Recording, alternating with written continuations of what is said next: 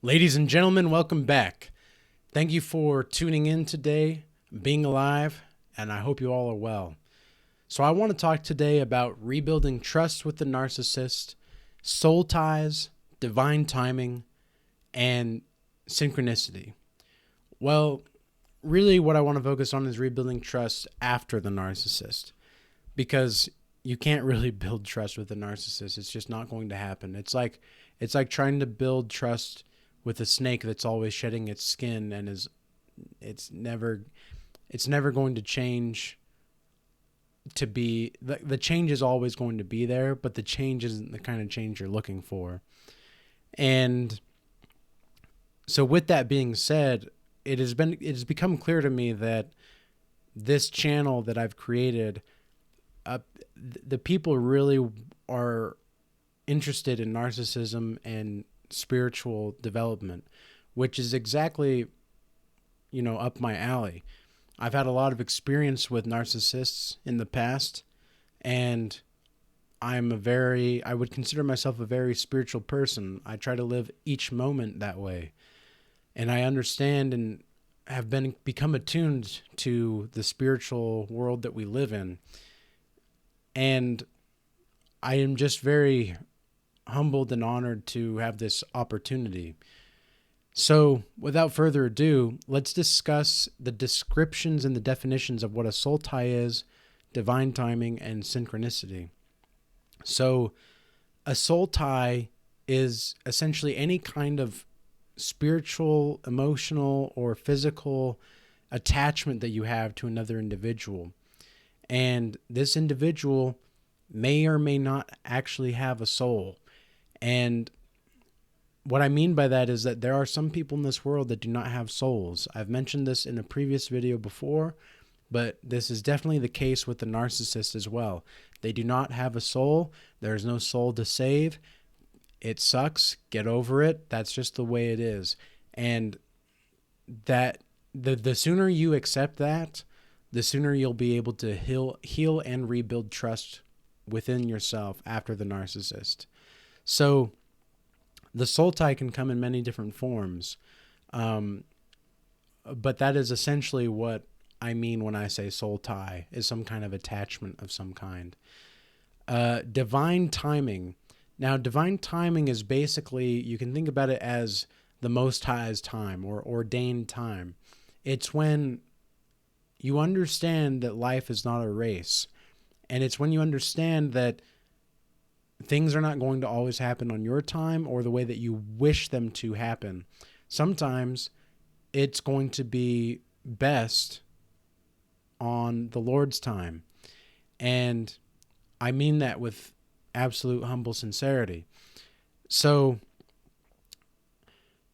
synchronicity, however, was a phenomenon that was developed by a psychologist named Carl Jung, which he died in about 1960 or so, but it was essentially a phenomenon in which people could interpret a situation on one hand and a situation on the other and find a meaningful experience that was collaborated within another separate experience itself. So you can think about it as a causal connecting principle. So there was some kind of connecting occurrence there. And basically what I like to think about a synchronicity, the way that I think about it, is that it's the universe putting you back on track. Because the more synchronicities that you have, to me, it's more of a sign that you're being like redirected, basically. So sometimes it's really good to have synchronicities, because when you're lost on the spiritual path, which most oftentimes on the spiritual path you're going to be lost, but when you understand that there are ways that the universe has to guide you that can actually really help you, and all it takes is some trust in what you're seeing and what you're hearing on your part, then you'll be led to the right spot. So, for example, when I was going to Oregon this last summer, I started to, I was on a spiritual journey of my own at the time, and I was trying to find some answers, and I was just led by my spirit to go to Oregon. And there were certain gas stations that I stopped at along the way where when I went in to pay, there would be songs that would come up that would absolutely remind me of the feelings that I'm going through. And, that sometimes happens in general, but what I really think that is that you're listening to the Holy Spirit to some degree. You're listening to the Spirit and the truth of the moment. That's what I mean when I say Holy Spirit. I'm not talking about something that most religious people are talking about. I'm talking about spirit and truth, because there is a difference between spirit and truth in religious doctrine. Absolutely. So, anyway, that's an example of synchronicity. Now, in order to develop trust with yourself after the narcissist, there are a couple of things that need to happen. Number one, you have to understand that proper judgment is a virtue. It absolutely is a virtue. And a lot of people say that, oh, I don't want to judge, or I don't want to seem like I'm judging somebody, or I don't want to judge people. It's like, well, wrong. Absolutely wrong. We live in a world where most people have ears that are as brittle as glass, and sometimes you're going to have to hear the truth. And yeah, you may not like the delivery, but that does not change that does not change the quality of the information being provided. And sometimes how you say it is just not as important as what's being said, and other times it's vice versa. So it really has to come down to you understanding how to discern and how to understand spirit and truth.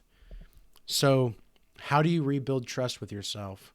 Well, what I've learned over the past few years is that keeping promises with who I am and to myself, and actually keeping that promise for the long haul, that is when I build confidence and self-esteem the most. But more importantly, when I develop the understanding of being linked to God, that is my true foundation of confidence. Everything else from there is just, sunshine, flowers, lollipops, and sugar and spice and all things nice. Then, well, okay, maybe not all of it, but you guys see what I'm saying. So, for example, in Ecclesiastes 1:18, it says, "For in much wisdom is much grief, and he that increaseth knowledge increaseth sorrow." One of the biggest things that I've learned from my relationships with a narcissist is that every time I went to more truly get wisdom and insight from a situation, I would always have grief following that. And one of the reasons was because I wanted the narcissist to change so bad. I wanted the narcissist to see my point of view so bad. I wanted to feel as though I was being heard so bad that I was willing to look past all of their flaws and all of their faults. Why? Because I wanted to feel like I was helping. I wanted to feel like I was saving. But that was really the codependency part of me. And that was my soul tie to them. And it wasn't until it took divine timing in order to really understand that this is just not going to work. It's just not. And it was very sad for me for a long time, and which follows from this Bible verse. It says, "He that increaseth knowledge increaseth sorrow." So the more you understand, the more you know about the world, the more you also don't know, right? And the more that you don't know, because your circumference of what you know also increases with the circumference that you don't know. So every time you learn something, oh yeah, your circumference of knowledge grows, but your everything surrounded by that circumference of knowledge is also even more unknown. So the unknown has a very peculiar effect on human beings. There's a kind of mystery there that we really don't like in the uncertainty. Now, to understand and to live in a way that thrives in uncertainty and chaos, well, you can do that to some degree, but it's all about balance, right? And further on in this book of the Bible, it actually talks about how there's a season for everything. There's a time for peace, a time for war, a time for drinking, a time for sleeping, a time for eating, a time for everything, right? A time for plowing, a time for farming and all that fun stuff. There's times for certain things, and there's times for when we don't need to do things. And with the narcissist, it's never going to be time to do anything. And the sooner that you accept that, the easier it is going to be to trust yourself. Because what you're really trying to do with the narcissist, what you're really trying to accomplish in this soul tie, is to relieve yourself of your own suffering by helping somebody else. That's what people that are empaths do. That's what people that actually have compassion do. Now, you can, how do I say this? It's like you take advantage of your own kindness in a way. And you might think, well, that doesn't make sense. Like, how do I take advantage of my own kindness? It's like, well, why are you being kind to somebody and showing compassion and love to somebody at the expense of your own cognitive dissonance? Why are you ignoring the red flags? Well, it's because maybe you don't want to be alone. Maybe you don't want to